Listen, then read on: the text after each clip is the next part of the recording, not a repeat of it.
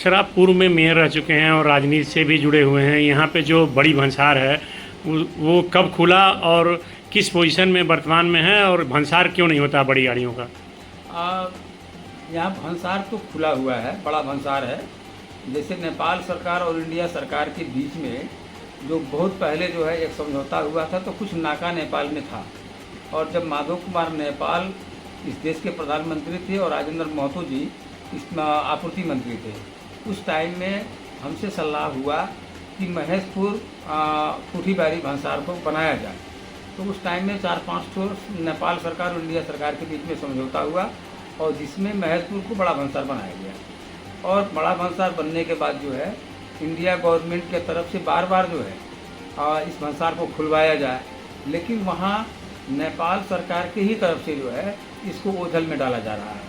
पहले तो इसके लिए जो है कुछ पैसा वगैरह भी आया था ज़मीन वगैरह लेने के लिए, वह भी जो है ज़मीन लोग नहीं खरीद पाए।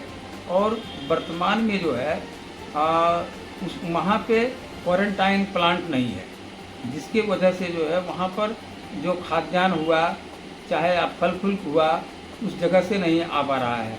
दूसरी बात क्या है, यही बगल में है सोनौली, और सोनौली में जितना भी आप देखेंगे 5-5, 600 दिन तक गाड़ी जो है खड़ा रहता है, लेकिन यहाँ जो है महेशपुर में उसको भंसार नहीं होता है।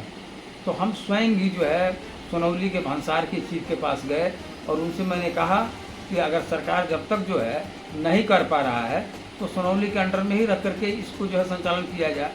तो वहाँ के चीफ का कहना है कि यह महेशपुर बड़ा भंसार तो सरकार ने दे दिया है, इंडिया गवर्नमेंट से भी हो गया है, लेकिन इसको हम लोग संचालन में नहीं लाएंगे। और 2 बार जो है भारतीय एम्बेसी से पत्र आ गया है कि नेपाल और इंडिया जो महेशपुर और कुठीबारी का जो भंसार है इसको संचालन में लाया जाए, लेकिन ये लोग संचालन में नहीं लाना चाहते हैं, उसको ओझल में डालना चाहते हैं। और बड़ा भंसार होने के बावजूद इसका एग्जिम कोड होता है, तो एग्जिम कोड भी इसका नहीं है। और मेरा आग्रह है बालेन सरकार, अभी जो वर्तमान में नेपाल सरकार के जो है प्रधानमंत्री हुए हैं, और जैन जी आंदोलन के बाद एक जोश खरोश के साथ नेपाल में एक जो है सरकार बना हुआ है। तो मेरा सरकार से आग्रह है कि अविलंब जो है महेशपुर को बड़ा भंसार बनाया जाए। और उसी तरीके से नवलपरासी जिले का सदर मुकाम परासी भैरमा से बड़ा शहर कभी था, लेकिन परासी को धीरे धीरे जो है यहाँ राजनीतिक हिसाब किताब से सरकार की गलत रवैये की वजह से इसको पिछड़ा किया जा रहा है। और यहाँ आंतरिक राजस्व कार्यालय अरबों रुपया उठता है, लेकिन यहाँ पे एक आंतरिक राजस्व कार्यालय नहीं है। और उसके लिए हम लोग बार बार दबाव बना रहे हैं कि एक आंतरिक राजस्व कार्यालय का भी स्थापना हो। और इस सरकार से मेरा ये भी कहना है कि इसको जो है यहाँ एक आंतरिक राजस्व कार्यालय का भी स्थापना हो। सर, नई सरकार बन गई है, शपथ ग्रहण भी हो रहा है, और आपके नवलपरासी से राष्ट्रीय स्वतंत्र पार्टी के सांसद भी चुन लिए गए हैं। उस पर आपका क्या कहना? अपने सांसद से आप किस तरह की मांग करना चाहते हैं? हम लोग जो है उद्योग वाणिज्य संघ, मेरा जो है हम 43 साल में नेपाल में, हम तो इंडिया में रहते थे, 43 साल में हम नेपाल में हम आए, नवलपरासी में आए।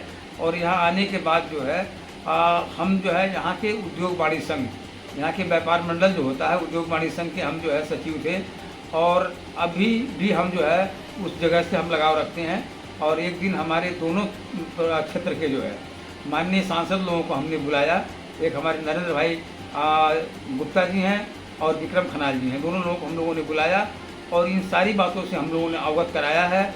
और वो दोनों आदमी प्रतिबद्धता व्यक्त किए हैं कि हम लोग महेशपुर भंसार लगायत का जो भी समस्या इस जिले का है उस सब पर हम लोग निवारण करेंगे। और